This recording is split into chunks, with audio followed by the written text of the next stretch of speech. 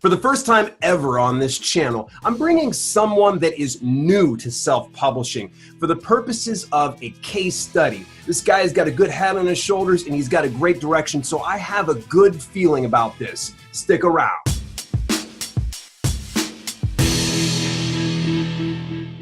Welcome to Self-Publishing with Dale, and if you want to learn tips and strategies for publishing your own book, make sure that you subscribe and turn on your notifications to get all my latest videos. Today's guest, Riley Morrison, is unlike any guest I've had before. In most instances, I have someone with results after publishing a book. However, today's guest is a first for this channel and one that can prove to be a remarkable case study in self-publishing. Riley Morrison is an Australian writer who is about to hit the publish button on Amazon for the first time. He's always wanted to write and even managed to create his first nonfiction book as a 15-year-old. But then life got in the way. He got sick and he was in a lot of pain and has never fully recovered. But Riley has never given up. Now he lives a mostly normal life, jobs, a wife, a baby, and it wasn't until he was in his early 30s that he was finally able to follow his dream of becoming a writer. Though he isn't wealthy by any means, he's been able to get his book edited and set up his own website and all the rest. Now his dreams to one day make a living as a fiction writer has come true. I want to welcome to the show, Riley. What's shaking, buddy? How you doing? Pretty good. Yourself? I'm fantastic. You get a behind the scenes look at all the mess ups and screw ups that I normally do. That's all right. Hence why we're both laughing as we're going into this this interview. So how you feeling, man? Yeah, I'm doing well. It's late at night, been a long day, but it's cool to catch up. It's always hard when you're on the other side of the planet to do interviews and everything like that, but it's cool. Yeah, it's so as everybody's heard in the bio, he's over in Australia. I'm here in glorious Columbus, Ohio. That's overcast, and it's now just 9 a.m., but I believe it's 11 p.m. your time. Am I not correct? No, it's a bit after 9, like nearly going on to 20 past 9, so. Oh, wow. Yeah. So I appreciate you taking the time, and this is going to be an interesting interview. And here's why. You and I kind of started to meet and chop it up with each other through the channel. And I knew that you were a newbie self-publisher. But the thing is, something that distinguished you from other newbie self-publishers is you have a full game plan, which we'll get into as we go along. And I can't thank you enough for being so vulnerable and so transparent about your business, because there's a lot of people that will go, I want to protect this. This is mine, mine, mine. Why do you, I got to ask you, and this is not on our questions list here.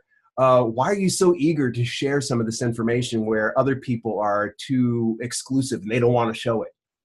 Well, I mean, I am an introvert. My thing, I want to hide away, not, just do it alone. But I sort of think getting my name out there, I want to make this a career one day, and getting my name out there and putting my ideas out in public sort of thing. I mean, there's a lot of other authors that do it. They got big name people on YouTube and podcasts. I'd like to be like them one day, I guess, and I like helping other people. I did study to be a teacher, although I decided not to do it, so I've always enjoyed teaching other people and stuff. Yeah. So I've learned a lot from other people. I'd like to give back sort of thing. And I mean, even if my books crash and burn or whatever, then a lot of people can learn from it, and I'll learn from it. I'll try to do better next time sort of thing. So I think I'll just help people by being so open. There's a lot of new authors, you never really hear their voices really. Like most people you hear are the sort of ones that have already made it and stuff. So yeah, it's good. So, like I'm just coming into it now, so I don't know if I'm going to succeed, fail, or just do something in between. So I'm hoping it's interesting for everyone basically to hear and see what happens basically. We certainly will. And there's not too many times I've seen this on other channels that people are willing to come out and share the before picture. A lot of people are willing to kind of tell the story of, hey, I made $20,000 in my first 90 days of the business. Yet there's not too many people that will go, all right, here's where I'm at, and that's where I'm headed to. So that is really, really cool of you. What kind of fiction work do you do? At the moment, it's sort of fantasy, post-apocalyptic science fiction. It's a whole mess of things. Yeah. I didn't overly write to market. That'll be something I do in the future. Gotcha. So it's like a whole mix of things. The book's called Heir to a Lost Son. You can see the cover behind me in the paperback. So yeah, it's a whole mix of things. So next time I think I'll stick to one genre and really sort of write to market. But this is a labour of love, so I really wanted to write this book. So Yeah, I've already learned a lot from it. you brought up a good point here right now, just even before we get into our full questions, is how to write to market. It was actually a book that was put out by Chris Fox, and I just got done reading it not too long ago. Fascinating. What do you mean by writing to market? Or just study the market, like Chris Fox himself says, read the best in that, get the sort of tropes and just know what the audience wants, basically. I mean, you can still cross into other genres, of course. Chris Fox himself is now writing a science fiction fantasy like dragons in space, but he knows what the market wants, and his books have done well. As long as you know the tropes, what the market wants and what they expect, sort of thing, you can just put your own spin on it. But as long as you stick, pretty roughly to those tropes, you might be fine. And it helps if you've got a name behind you, of course, but even if you haven't, there's always a better chance of success than just writing what you want and not really hitting the tropes people want. Because unless people want your book, you won't get anywhere, basically. Interesting. So you already know exactly the direction that you need to go as far as writing to market goes. But am I to assume that by putting this work out, you were just trying to create some kind of action rather than no action at all? Yeah, well, my book it follows the epic fantasy tropes like Tolkien and stuff. Okay. It does get a lot into science fiction and stuff, but I knew the tropes because I used to read those books as kids. I've also played video games. I grew up on fantasy and stuff like that, so I inherently knew it. And I'll definitely focus my marketing on fantasy, epic fantasy, and they'll just, there is science fiction elements, there's genetic engineering, all sorts of stuff. Mm-hmm. But as it's epic fantasy, it's got the tropes, it's got the one ring equivalent, all that sort of stuff. Fantasy readers probably won't mind it as much as, a science fiction reader would read it and hate it because it's got the epic fantasy tropes instead of the science fiction sort of tropes. So if you can still hit the tropes of one genre, even if you're multi-genre, and then focus on that genre that you're primarily writing to, then you should be fine. Of course, anything could happen, of course. Doesn't mean you're going to succeed, but just try to target the audience that your book most fits, basically, I guess I'm saying. This is great. I'm loving this information that we're starting to unearth even before we get into the full questions. So let's go ahead and get into the chunk of things. What is the current book you have set to launch? Because I know that you have the paperback set to release today, which when this airs, it's already out on the market. Yeah, it came out a couple of days ago because I wasn't sure how long it'd take to get up there, and it came up quicker than they said. And I've already actually got a review on that, thankfully, one of my ARC readers. But that's Heir to a Lost Son. That's the first major book in the series. I did release a prequel book as my reader magnet for my newsletter a few weeks ago. And I put that on Insta Freebie, and I've already got over 100 downloads on that. So but Heir to a Lost Son is the first one that's publicly released. Oh, nice. Excellent. That's pretty incredible. I know that you have this first book, but if I can recall with our personal conversation that you and I had, you have more books within this series. How many are there, and how do you plan on releasing those? Well, there's going to be 4 main books. I've written I'm like 90% of the way through the second one. I've done the second draft. I just got to do the final draft now. I've got it back from the editor. So that one will be done. I'm hoping to release that in December 20th, the ebook for that. And book 3 is in first draft, so there's a bit of work required in that. So I'm hoping to release that in hopefully late January, early February next year. Wow. And then book 4 I've got to write, which hopefully won't take too long. Will be probably March or thereabouts, hopefully. March, April. So there's 4 main series. I've left it open for a future series. And the world's big enough that I can definitely do side books. I'm actually writing a side book right now, just using writing sprints. 15 minutes a day, a couple of times a day. I end up writing I write about 700 words in 15 minutes. So I do that twice a day. Wow. That's 1,400 words I'm just doing as a side project in between the stuff I'm doing from the main books. So I'm hoping to release that short book in between one of the major releases. So I've still got something out there. if I'm a month and a half between the major books, there's a little book coming out in between that. And I hope to keep up a pace. If I can keep up that writing pace, I can keep releasing the little books between the big ones, which is great because, you know, I might have 2 books in the hot new releases or something, even if one's a small book for 99 cents. So that's my game plan, but it's a lot of work, so I don't know if I can do it long term, but I can try. So that's all I can do, really. Yeah, you know, and I think you're doing something right in the fact that you always have something in the can ready to go, continually firing out and doing it every 30 days. That's wonderful, wonderful idea, especially being a newbie self-publisher, is getting something out so you can start to build that brand awareness. I haven't released, for instance, and sorry to put myself over here during your interview, I haven't released a book in over a year.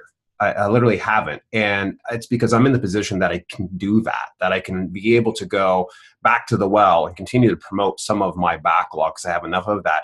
But you're right in the fact that you're stepping forward and keep on releasing and being consistent with that. Could you be able to keep up that pace over the long term? Probably. Would it drive you to drink? Most likely. Yeah, especially if I keep my 2 day jobs. But I mean, I've learned that from Michael Anderle. He does that, releases the small books. I don't know if he still does it because he couldn't keep up with what his readers wanted. Michael Anderle wrote The Cutherian Gambit and he exploded in popularity. And it's definitely a tactic, especially as a new author. I have a friend called S. Mays who wrote Curse of Souls, and he released a book, and his book's up there like in the 3,000s, 4,000s in the store, and it's his first book. But he didn't have a follow-up book, so he's got nowhere for customers to buy the second book in the series. So he's really kicking himself that he didn't have a second book. I like the idea that my books are going to come out about a month apart, so I'll probably put the pre-buying of book 2 in book 1. Pre-order, that's it. Pre-order book 2 and book 1, so they can buy book 1 and then they can go and buy book 2 as well. I might not always do pre-orders long term because I know it can affect your rank on launch, but I'm a new writer and I'd like to break even, like hopefully within a year. So I like the idea if they can buy book 1 and then they can buy book 2. So there's 2 ways to make money basically. So not that I'm all about the money, I do like the art as well, but I'd like to, you know, as Dale said, I'm not rich. I'd like to make at least my money back on my books. Hopefully, I'd love to do it full-time eventually, especially as I have health problems. I don't know where I'll be in 10 or 20 years. So if I can get writing as a full-time gig or even a decent side gig, I'll feel a lot more secure for my future. So there's nothing wrong with out there, the better. Yeah, there's nothing wrong, I think. And if anybody's watching this, and if you happen to disagree with me, there's nothing wrong with you being passionate about writing and wanting money at the same time, because you might as well be rewarded for your passion. Just to kind of write for the sake of writing, unfortunately, it doesn't pay the bills and it doesn't, reward you in the long term. It's almost like shouting into an empty room. You're not going to accomplish very much. So I think that I've seen plenty of authors, they've written 3 or 4 books at once and then they release it with no promotion, no nothing. Yeah. And they just sink without a trace. It's like, hey, that's it. It's like down. I don't want that for my books. So I 100% get behind you on that. Yeah, for sure. Just to write, to put it out there and expect it to do well without any kind of work. Forget about it. You got these days. It's much harder than it used to be. It seems like. Absolutely, yeah. You can't just get away with pumping out something with great keywords and a nice cover. But all right, well, what was your writing process like for this first book? I know you talked a little bit about writing sprints. Did you always do writing sprints? And also, for our viewers that have never heard of that, could you describe that? Okay, well, writing sprints, I usually do mine in 15 minutes. I learn a lot of pacing for exercise because in my back and stuff I might have been in pain, so I do 15 minutes of exercise, and I pretty much brought that into books. I might do 15 minutes of exercise twice a day, but now I've changed that for books. I do a 15 minutes, I put a timer on my phone, I time myself for 15 minutes, so it's a race for the clock to get as many words down as possible. Nice. On my YouTube channel, Riley Morrison, I've actually filmed myself doing a writing sprint, so if you just want to go check it out. Nice. Riley Morrison author should get you there. So you'll watch me it's pretty bad writing. There's spelling mistakes, grammar, but I just push it out, get as many words out. I think I got 720 words in 15 minutes. And that's basically a writing sprint, just writing as quick as possible. And then you times that by 4, and that's, 2,600 words, whatever, an hour. So, but I didn't write Heir to a Lost Son that way.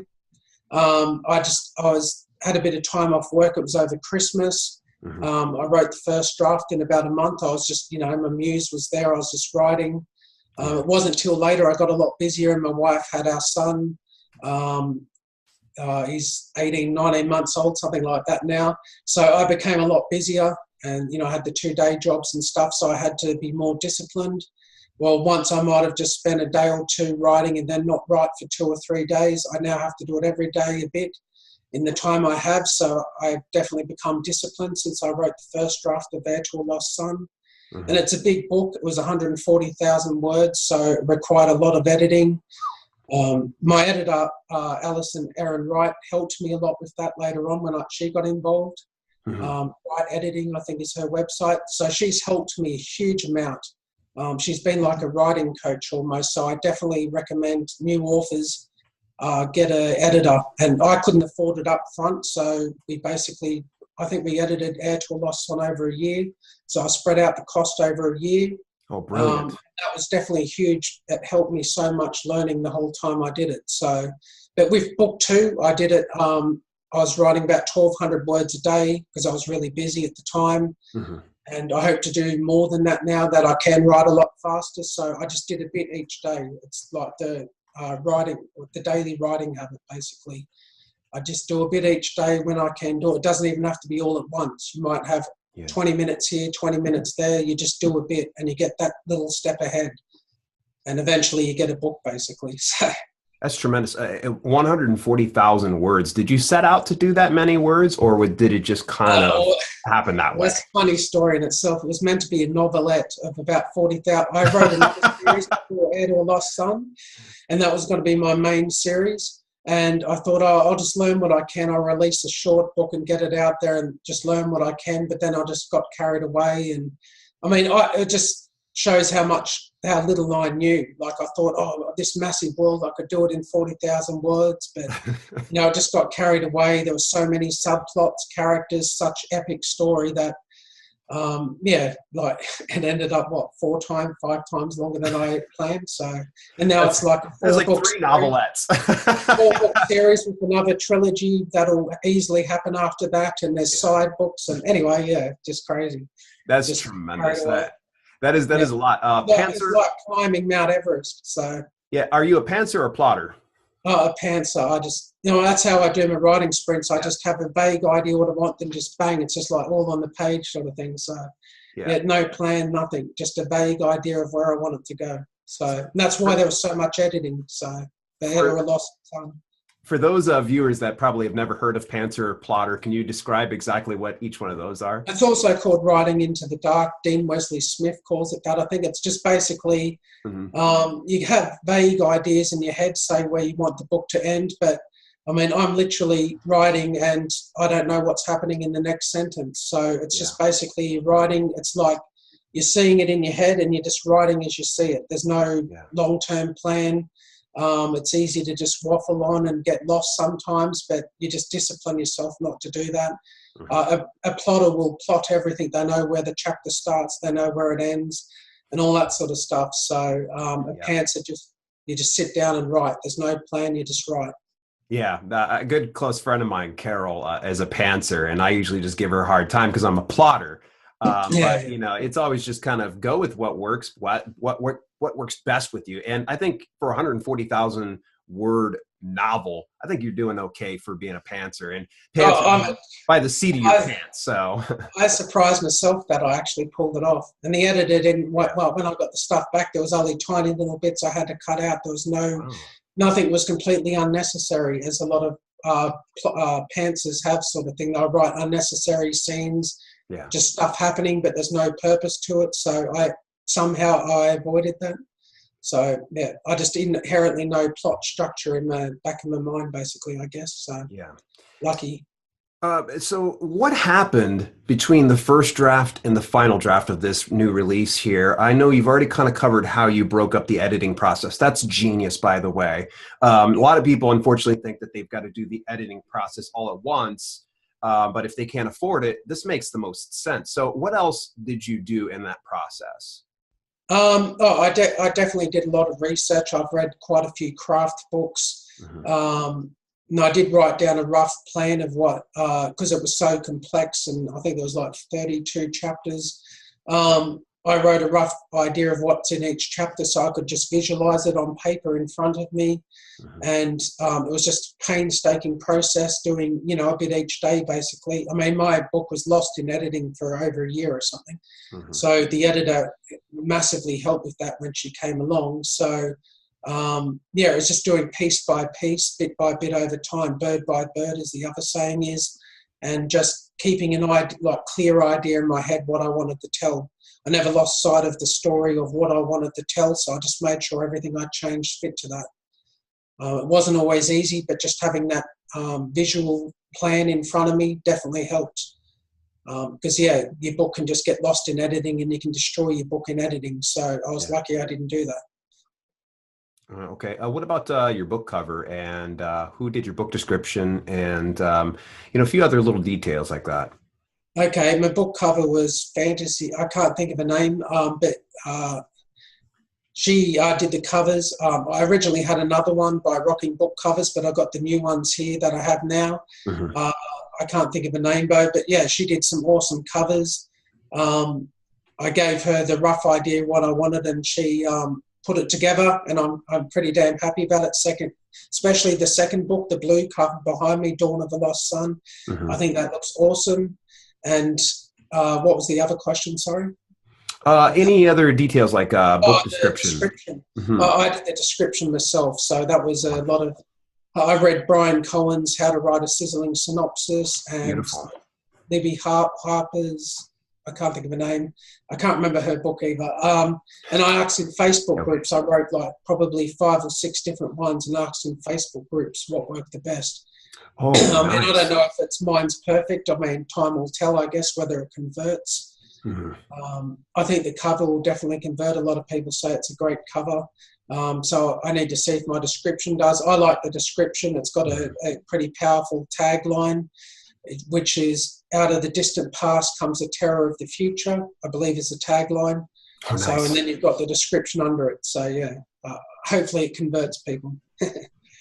How did you do your keyword research? I've got KDP Rocket. I've only got the paperback up now, so it's just got the create space daily day to do basic keywords. Yeah. So in the next week, I'm going to look into it more in depth. I've got keyword ideas, like Mhm. subcategories. Okay. And in researching them, Michael Anderle and his co-writer seem to dominate every fantasy category. But Yeah. yeah, I'll definitely be using KDP Rocket. I have it. I don't have Kindle Spy. I'll just stick with KDP Rocket for now, and I'll research ones that aren't as competitive, try to get it in them basically. So that's definitely the way to do it these days, because there's no way as a new author with my limited budget to promote that I'm going to compete with the big boys in the bigger sort of categories. So I need to be Yeah. very selective, and I'm willing to change it. And I realise there's secret categories you've got to email Amazon to be put in. Hmm. So I'll be definitely doing that because a lot of new authors don't know that you can email Amazon to be put into more subcategories. So I think subcategories is the right term. So that's another tidbit of information. Yeah. Uh, there's a lot. I mean, I don't know why they don't make that more obvious, honestly, but who knows? But yeah. So Yeah. It's actually, I do have a full video tutorial for accessing a lot of these. Well, they're not necessarily secret. They're just not accessible through your KDP dashboard or through your CreateSpace dashboard.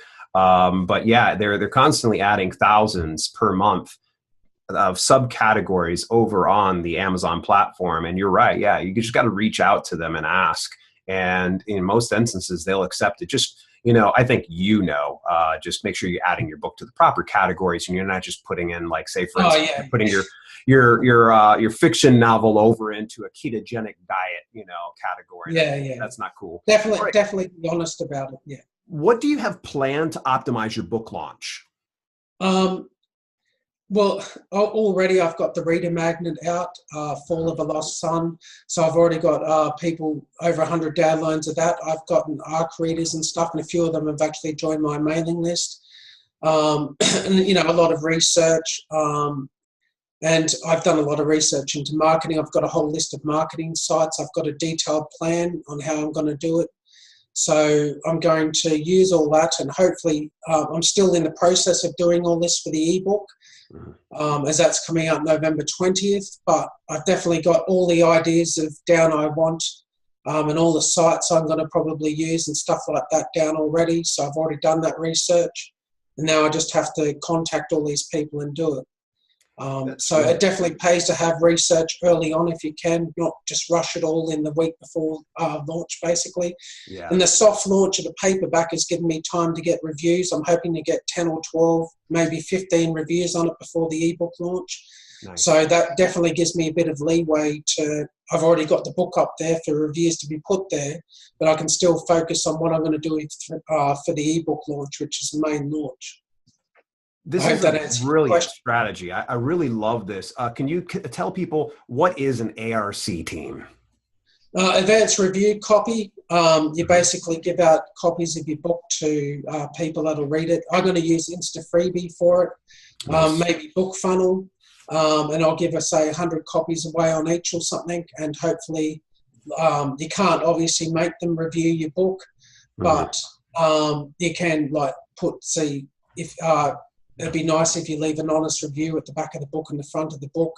You know, basically say you'd appreciate reviews if they're able to do it, basically. Yeah. So give away your book. There's a good website called Hidden Gems that also does, like, you pay to access their newsletter. They don't guarantee anything. They don't guarantee reviews. They don't guarantee good reviews. There's no guarantees, but you pay to access their newsletter. They hand out your book to their readers, and then it's up to them to review it. So that's another option. There are other websites that do that type of stuff, but just make sure it's a legitimate business and they're staying within the Amazon terms of service. So, because you're not paying for reviews and you're not forcing people to review. Right. So that's got to be something you've got to be careful about.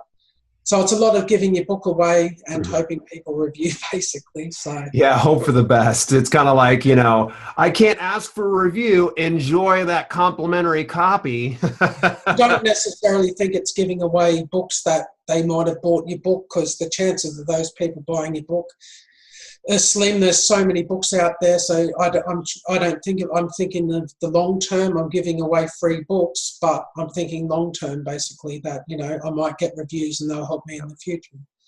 Yeah, for sure. You're getting your business card out there. And I think with you being new, this was probably one of the things that you'd shared with me early on that really I was like, oh my gosh, it's brilliant. If I had that information going into this business, I would have done it so much differently, because that makes a lot of sense. A lot of people are always worried about reviews. Oh my gosh, how do I get reviews? I can't review swap anymore. I can't review exchange. What do I do? This was probably the most sound strategy that I've heard so far, is to get your stuff out there over to markets like Insta Freebie, or here's one for you. Write this one down: Noise Trade. Noise Trade's much like Insta Freebie. You can put your stuff up there and you can be able to get in exchange for the emails, and then you can start to build that ARC team. So this is awesome. I wanted to give that little nugget to you. I haven't heard of that one, Noise Trade, yet. Cool. Noise Trade, yeah. Actually, I'll probably be posting a review about them here relatively soon. I'm pretty happy with them. I get a fair amount of emails from them. But what is your short-term goal for publishing your books? So what do you see within, I'd say, like the next half year to year? Okay, well, first I'd like to actually peddle some books. That'd be great. Yes.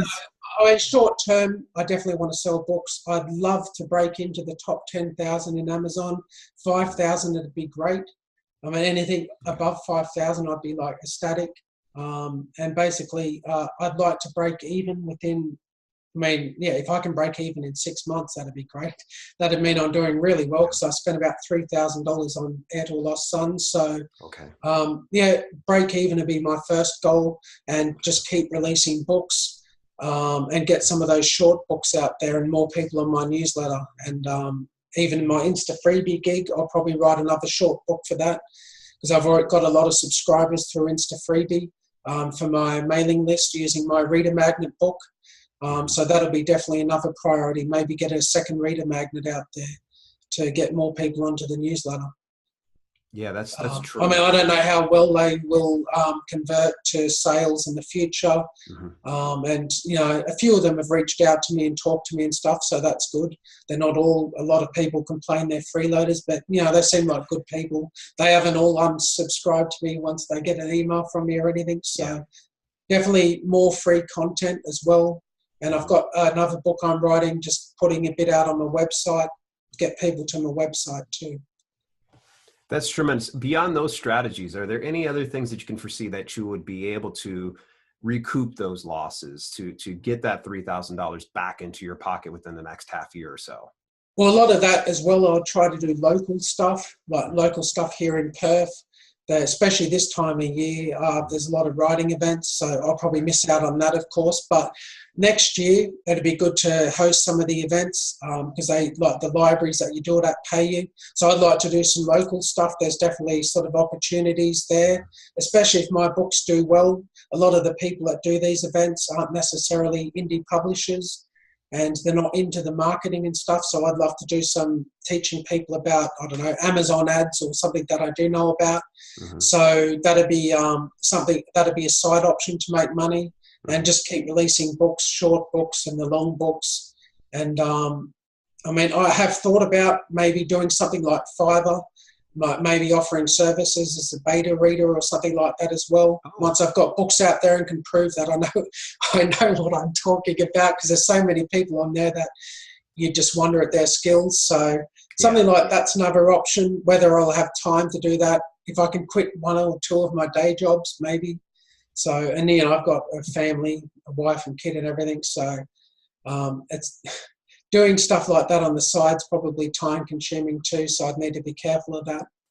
So yeah, there'd be other options I am considering in the short term, probably mid to late next year, I guess. Excellent. That definitely sounds like you're in the right direction. Obviously, coming onto YouTube videos is another way, getting yourself out there. Doing the podcast, that's another way to get your name out there. Yeah. I mean, it's pretty amateur now. So once I get better, you know, I'll get better sound equipment. And I mean, you do excellent videos. Oh, thank you. You know, the quality. So I'd hope I can compete like that. So I'll probably stick with YouTube for now, just to avoid having to pay hosting sites for podcasts and stuff. Yeah, just become a bit of a name on YouTube would be great. And I want to go in detail on the launch and just keep everyone updated there. So, which would be great as well. And even for me later on, I can go back and watch the old videos and laugh at how bad the quality was, but also just go, oh yeah, I remember doing that. That was a good idea, or that was a bad idea. What was I thinking, basically? So, yeah. Well, I think that you embody exactly what I always say that savvy self-publisher is knowing, you know, you're just being smart about all your directions. But in the same instance, you're not looking for perfection in your action. And that makes a huge difference, because there's too many people that are waiting to, you know, get the right editor, to get the right equipment for YouTube videos, to get everything. It's never going to be perfect. And to be honest with you, right now, your video quality is great, in my opinion. I mean, is it going to be breaking any box office draws? No, not anytime soon, but I think that you're doing really good. So we're going to start to wrap things up. How can my viewers reach out to you, and what are some relevant links they need to know? Okay, my website is Riley Morrison Author. On Twitter, I'm at Riley M Author. That's Twitter. Email me, just mail at RileyMorrisonAuthor.com. Probably email's probably the best way to get to me. I don't use Twitter much. Twitter to me is just like endless spam. So it's like, and if you message me on it, I will get back to you. It's great. I mean, I've reached out to other authors, like my friend S. Mays, who, and, you know, just reaching out to people. I speak to lots of different authors. Facebook's another good way, in Facebook groups. And my Facebook page is Riley Morrison Author. Should get you to my Facebook page as well, so you can contact me there as well. Fantastic. I appreciate you taking time out of your day to share where you're at in your journey. And this is so cool. I'm excited for you, and I definitely want to follow up with you at the close of your series. So at about 30 days after your last launch, which should be tenuously right about March to April time, I would like to follow up with you and see how you've progressed. So are you still willing to do that? Yeah. Well, man, even if it's crashed and burned and I sold nothing and I'm angry and bitter about it and probably drunk or whatever, you know, it doesn't matter. I want people to learn from it. I want people to see whether it succeeded or failed. So if it has, that's fine. You know, I'm learning a lot every day. They can leave comments in when this comes out on YouTube. They can give me ideas and pointers as well. So I'm willing to learn and, you know, hopefully do my best. And I've put my heart into it, but if I fail, I'll learn what I can and move on, because I really want to be an author. So even if I fail now, I might succeed in the future. You got it. You got to fail a few times in order to get that big success. And I tell you, in any event, those of you newbie self-publishers that are watching this, hopefully you've picked up some inspiration and motivation here from Riley. He really definitely puts a little bit of fire in my stomach here. I really get fired up, and I kind of look back at some of the things that I did wrong starting out. And the funny thing is, I think he skipped a few of those potholes and pitfalls. So kudos to you. I think there's a big future for you. I once again thank you very much for your time. If you enjoyed this video, make sure that you share it with somebody else who's into publishing too. Till later, it's been Self-Publishing with Dale, and I'll see you soon.